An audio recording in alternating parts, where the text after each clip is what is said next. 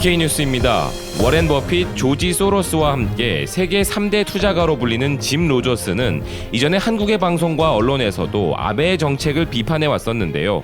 최근 주간 아사히에서 주최한 전 경제산업성 관료 코가 시게아키와의 인터뷰 대담에서는 더 적나라하게 일본에 대한 비판을 이어갔으며 관련해서 한국과 한반도에 대한 전망과 한중일의 상황을 설명했습니다.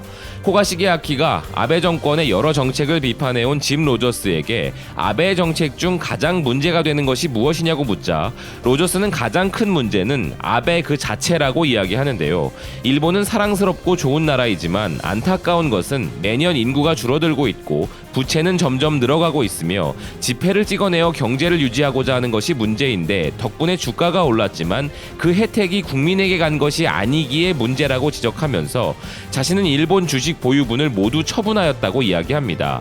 또한 10월부터 일본의 소비세가 8%에서 10%로 인상되는 것에 대해서도 증세가 경제에 긍정적인 영향을 주었던 사례는 과거 어디에도 없다며 오히려 감세를 통해 큰 정부보다 작은 정부를 만드는 쪽이 좋고 지금 시대에 부채를 늘리는 것은 넌센스이며 감세로 국민이 그 돈을 사용하도록 하는 것이 좋다면서 증세 정책에 대해 비판했습니다. 그리고 시게아키가 이전에 로저스가 도쿄올림픽은 일본의 쇠퇴를 촉진하는 것이라고 언급했던 부분에 대한 이유를 묻자 로저스는 올림픽을 하면 아베 총리는 해외에서 여러 내빈이 오고 일본 전역에 사진이 찍힌 보도가 뿌려져 이득을 보겠지만 그 어떤 올림픽도 국가와 국민을 구한 사례는 없으며 1964년 도쿄올림픽이 훌륭히 치러졌지만 일본이 이를 통해 구원받았던 것은 아니며 미국도 1996년 애틀란타 올림픽을 주최했으나 그 이후로도 미국 제조업 경기는 계속 하향세를 보여왔다고 지적합니다. 그리고 로저스는 현재 일본의 고립된 상황과 관련하여 앞으로 일본에 있을 일들을 예언하고 있는데요. 일본이 고령자가 증가하고 젊은 인구가 줄어드는 것에 대해 뭔가 하지 않으면 일본은 멸망할 가능성이 높으며 출산율을 올릴 수 없다면 이민자들을 받아들여야 한다는 조언을 이어갑니다.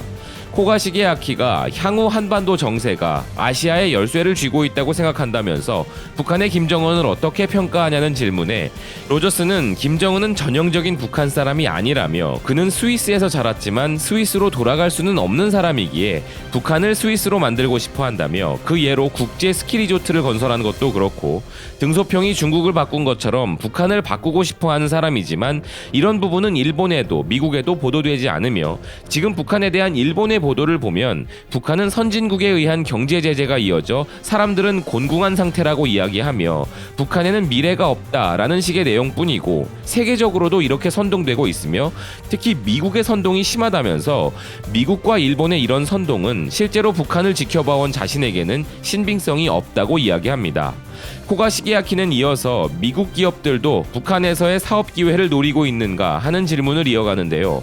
이에 대해 로저스는 그 대답은 트럼프에게 물어보길 바라지만 트럼프는 아무것도 모른다고 이야기하며 트럼프는 그저 역사에 이름을 남기고 싶어하는 것뿐이고 한국과 북한의 통일은 멀지 않은 미래에 일어날 것이라고 생각한다면서 한국도 미국도 중국, 러시아도 모두 다 남북 통일을 원하고 있다고 이야기합니다. 하지만 일본은 남북 통일을 매우 반대하는 성향을 보인다며 한반도가 통일되면 경제적으로 위협받기 때문일지도 모르겠다고 이야기합니다.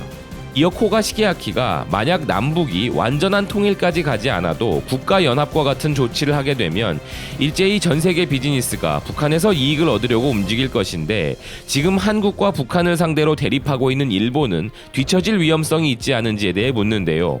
로저스는 그 답변으로 남북 통일이 되면 외국에서 투자를 불러들일 뿐만 아니라 국내 투자도 활발해지게 되고 일본과 중국이 현재 상태로 머물러 있게 된다면 5년 후 가장 부유한 국가는 바로 한반도의 통일 국가가 될 가능성이 높다고 이야기합니다. 일본은 경제 부활을 위해 내수에 의지하고 인바운드에 의존할 수밖에 없지만 한국은 국내 소비의 상승도 기대할 수 있게 되기 때문에 이 점은 양국의 큰 차이며 지금 경제가 악화되고 있는 유럽이나 미국보다 한반도에 큰 가능성이 있다고 생각하는데 그것은 북한이라는 개척지가 있기 때문이며 한국도 일본과 같은 인구 감소 등의 문제를 안고 있지만 남북 통일이 실현되면 한국의 인구 감소는 경감될 될 것이고 북한 여성의 유입을 그 개선 가능성으로 본다고 이야기합니다. 로저스는 오히려 통일의 걸림돌은 미국이 될 수 있다고 하는데요. 한국에 주둔 중인 3만 명의 미군을 어떻게 해야 할 것인가라며 미국의 선동대로 말한다면 북한 비핵화가 미국의 목표이지만 북한은 그 대신 한국의 주한미군 철수를 요구하게 되고 미국이 한국에서 미군을 철수하고 싶지 않다고 생각한다면 남북 통일은 시간이 걸리는 문제가 될 것이라는 것입니다.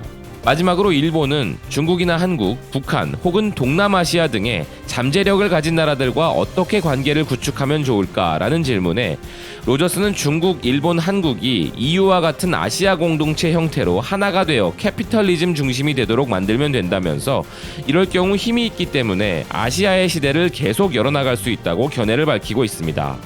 이상 세계적인 투자가와 일본의 경제 전문가이자 경제산업성 관료 출신의 대담이었는데요. 다소 급진적이고 파격적인 답변들이 있기도 했지만 한일 관계와 한반도 정세에 대한 제3자의 견해에서 이해가 되는 부분과 참고가 되는 부분들도 있으셨을 것이라 생각합니다. 지금까지 BK뉴스였습니다. 시청해주셔서 감사드립니다.